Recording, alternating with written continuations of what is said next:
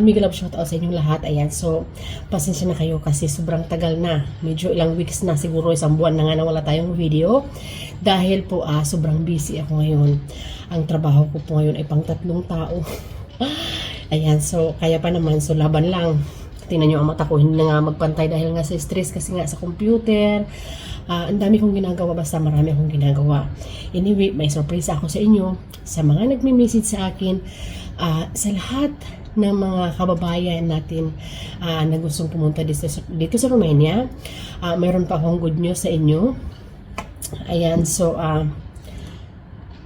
mayroon na po tayong license agency dito sa Romania. Mayroon na po ako agency dito sa Romania na lisensyado, na na-approvean tayo kasi pangarap ko talaga ito na magkaroon ng sarili ko dahil nga ang dami ninyong nagme-message, nagtatanong na gustong pumunta dito sa bansang Romania.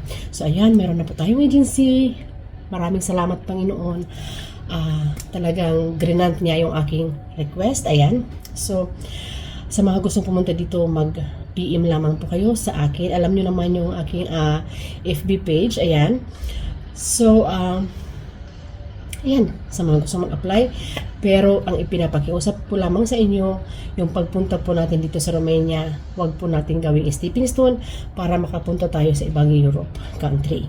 So, sana po ang pagpunta ninyo dito ay nakafocus sa inyo na kailangan tapusin ang ating mga kontrata pag tayo ay pumunta na dito sa Romania, dahil ito ang nakakasira sa atin kasi marami sa atin, marami sa inyo ang pumupunta dito sa Romania, pagdating dito hindi natatapos ang kontrata, gustong umalis agad sa amo.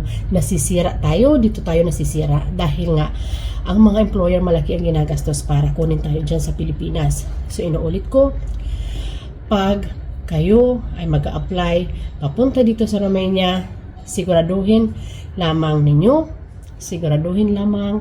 na seryoso at naka-focus sa pag-apply papunta dito sa Romania para hindi tayo masira, para hindi masira yung ating agency, para hindi tayo masira ang image ng ating nating mga Pilipina, magkaroon pa rin tayo ng maraming employer na kukuha sa atin sa bansang Romania.